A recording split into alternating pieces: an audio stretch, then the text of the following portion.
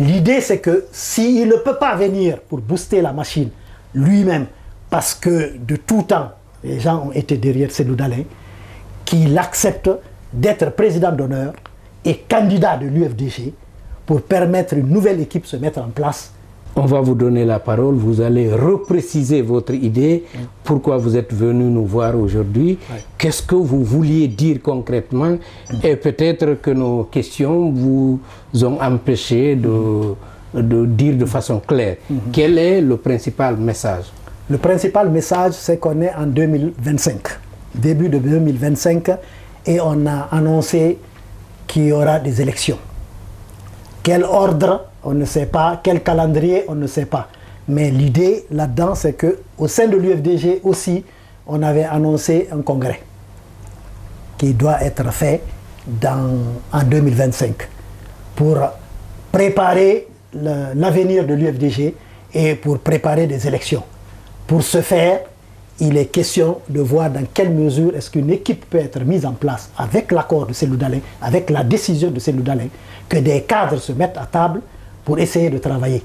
L'idée, c'est que s'il ne peut pas venir pour booster la machine lui-même, parce que de tout temps, les gens ont été derrière Cellou Dalein, qu'il accepte d'être président d'honneur et candidat de l'UFDG pour permettre une nouvelle équipe se mettre en place et essayer de travailler pour organiser, si les élections arrivent comme ça s'est décidé, pour organiser les communales et communautaires avec sur place, des cadres sur place et une jeunesse sur place à organiser avec une machine structurée pour préparer aussi les législatives, pour faire en sorte qu'au moment où la présidentielle arrivera, et l'UFDG, et Cellou Dalein comme candidat de l'UFDG, ça trouve qu'il y a une machine en place pour lui permettre de gagner.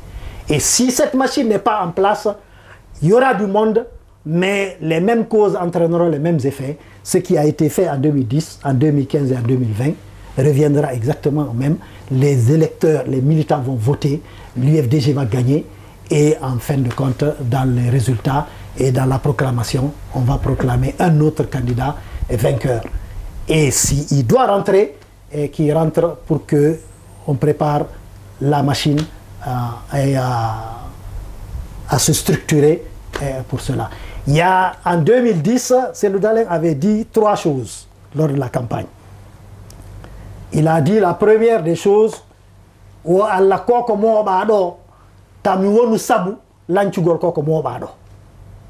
ça c'était son premier objectif.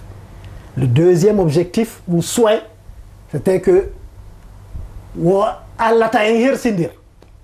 dans tout ce qui est en train d'être fait, Allah ta sindir. Le troisième, il dit Allah si walli la mi hebi la mungu, Allah ta mi sendir la mungu gidale.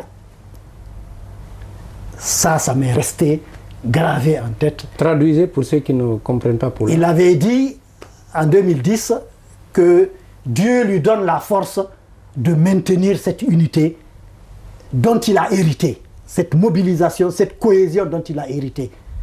Et son deuxième souhait était qu'il souhaite qu'il n'y ait pas une perte de confiance au niveau de l'UFDG jusqu'à la conquête du pouvoir.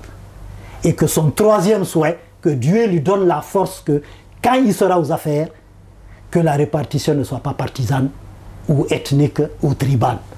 Ça, c'est resté gravé à ma mémoire. Et comme tu l'as dit si bien, je crains que, à ce rythme, que ces souhaits-là ne s'effritent.